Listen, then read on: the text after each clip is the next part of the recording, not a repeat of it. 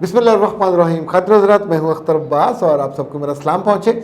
Mrs Zahra کہتی ہیں کہ میرے شوہر کی ایک بری عادت نے ہمارے گھر میں بے برکتی پھیلا رکھی ہے. ہم کھانا پکاتے ہیں لیکن اس میں نہ مزہ ہوتا ہے، نہ سواد، نہ خوشی. ہمارے گھر میں کوئی مہمان آ جائے تو میرے شوہر کا منہ بن جاتا ہے.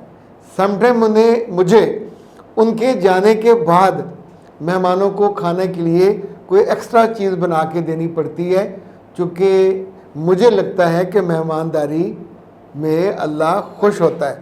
میرے بچے صرف اللہ خوش نہیں ہوتا، اللہ نے اپنے رسول کے ذریعے باقاعدہ بتایا ہے کہ مومنوں میں اور کافروں میں یہ بنیادی فرق ہے.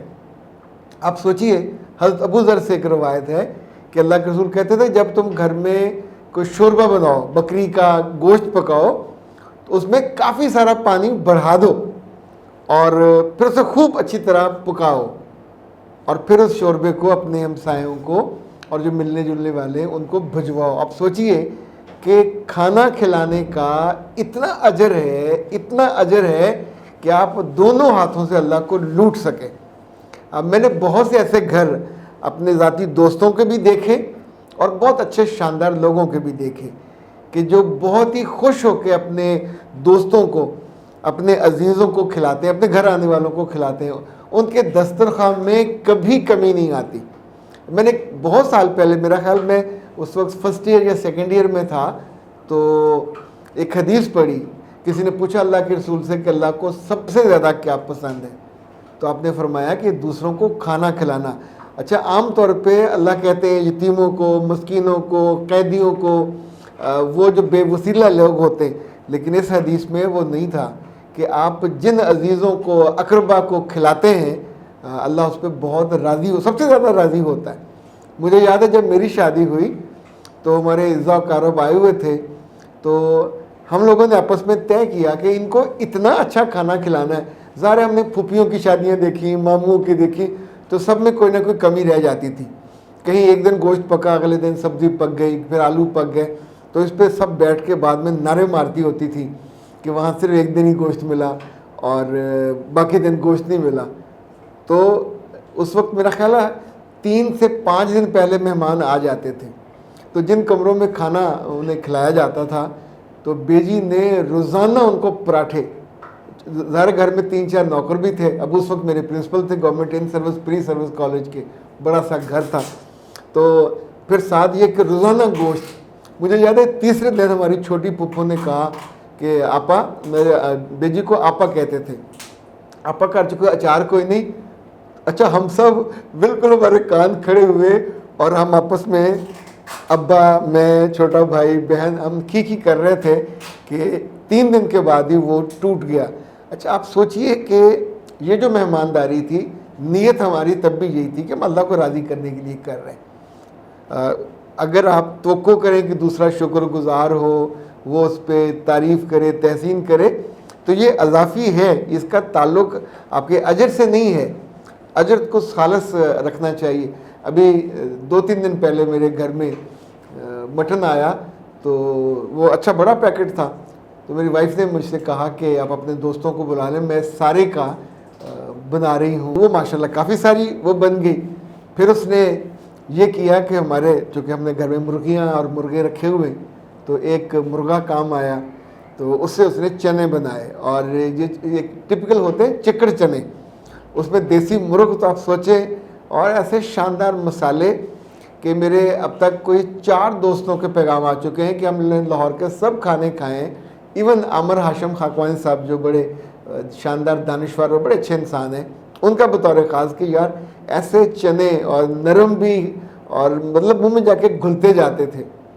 تیسری چیز انہوں نے پھر قورمہ بنایا، اور قورمہ بھی جیسے دیگی قورمہ ہوتا وہ والا. پھر رات کو مجھے، میرے کو 10-11 بجے نے کہا کہ مجھے سوجی لا کے دے، تو ہم نے دیسی انڈوں کا دودھ کا ہی وہ بنایا، اس میں ہلکی سی وہ شکر ڈالی. اب آپ سوچئے، یہ سارے جو دوست تھے ان سے مجھے کوئی فائدہ نہیں لینا ہوتا، اور بعض بار پورا سال اگلی دعوت تک ملاقات بھی نہیں ہوتی. کل احمد جمیل راشد صاحب جو جماعت کے بڑے ذمہ دار ہیں، ان کا میسج آیا، اب مجھے بھول گئے. تو اب آپ سوچئے واقعتاً میں بھول گیا. میں نے وہ جو تعداد رکھی تھی کہ 20 سے 24 لوگ ہونے چاہیے, تو اتنی تعداد کے بعد میں نے باقی دوستوں کو کالز نہیں کی. اس میں کوئی وجہ نہیں تھی کہ ڈیلیبریٹ کسی کو ترجیح دی, جو لسٹ پہ پہلے آتے گئے ان کو میں کال کرتا گیا, بلاتا گیا. اچھا, ان کو کھلاتے ہوئے جب وہ چلے گئے تو میرا خیال ہے اس میں سے 7-8 کے میسیجز آئے کہ جس طور پہ تم محبت سے کھلاتے ہو. یعنی مجھے یاد ہے جب حلوہ پوڑی آئی وہ ایجنڈے میں نہیں تھی, میری وائف کو بھی نہیں پتا تھا, تو میں نے اویس کو بھیجا, کہا کہ 30-40 گرم گرم حلوہ پوریاں لے کے آؤ. تو وہ لے کے آیا, تو میں نے خود اپنے ہاتھوں سے باری باری سب کو وہ پیش کی. اچھا, پھر حلوہ آیا وہ پیش کیا. پھر اس کے بعد جب ہانڈی میں وہ تھی نہاری, تو وہ سب کے ٹیبل پہ جا کے یعنی بالکل اچھے میزبان کے طور پہ تو جو چیزیں آ رہی تھیں ان کو ہم ان کو کھلا رہے تھے. اور نیت میری یہ صرف یہ تھی کہ میرا رب راضی ہو, رب کا رسول راضی ہو. دیکھیں, یہ جہنم سے نجات کا ذریعہ ہے, یہ جنت میں داخلے کی آسان ٹکٹ ہے. سب سے زیادہ خیر و برکت گھر میں اتنی آتی ہے, بے برکتی ختم ہو جاتی ہے. میں اپنے دوستوں میں سے شاید سب سے زیادہ اپنے بہت خوشی کے ساتھ محبت سے دوستوں کو اپنی سالگرہ پہ, شادی پہ, بچوں کی سالگرہ پہ آف اینڈ آن کوئی نہ کوئی موقع ڈھونڈتے رہتے ہیں, اور 20, 30, 40, 50 تک لوگوں کو ہم گھر میں انٹرٹین کر لیتے ہیں. ایون ہم ان کے لیے الگ سے, اب لائک ہمارے گھر میں 20 کرسیاں ہیں, لیکن میں نے ان کے لیے بازار سے منگوائیں, کیٹرنگ کروائی تاکہ ایک جیسی اچھی لگیں, ٹیبل ایک جیسے لگیں. ایون میں یہی سوچ کے گھر میں بہت سی چیزیں ہم نے, اب سوچیے کہ اتنے لوگوں کے گلاس, اتنے لوگوں کے برتن, اتنے لوگوں کے چمچ, ایون 30-40 لوگوں کے کپ ہمارے پاس موجود ہیں جو میری وائف نے وقتاً فوقتاً خریدے ہیں, اور خرید کے اس نے ایک جگہ رکھے ہوئے ہیں, آرام سے وہ پورا ڈبہ کھولتا ہے. تو میرے بچے اپنے میاں کو سمجھاؤ. یہ میں نے اپنی مثال اس لیے دی کہ ابھی یہ 2 دن پہلے کی بات ہے. ابھی میں اپنی ٹیم سے کہوں گا آپ کو تصویریں بھی دکھائیں. اچھا, ہمارے گھر میں شہتوت ہے بھرا ہوا, ہم نے اس کے نیچے سیڑھی رکھی ہوئی ہے, جو بچوں کی سلائیڈ والی ہے نا, آپ اس پہ ایک سائڈ پہ آپ چڑھ جائیں اوپر کھڑے ہو کے. تو سب مہمانوں سے میں نے کہا کہ فریش فرام دا گارڈن. آپ سوچئے دے انجوائڈ اے لاٹ, کتنے کھا لیے ہوں گے. 2-2, 4-4 شہتوت اتارے, اور اتار کے انہوں نے کھائے. پھر ہم نے کوئی 2 دن پہلے شہتوت اتارے تھے, یعنی بڑی بڑی 3 ٹوکریاں. تو وہ پھر میں جب کھانا وانا کھا چکے وہ ہم نے رکھے ٹھنڈے یک مزیدار جوسی.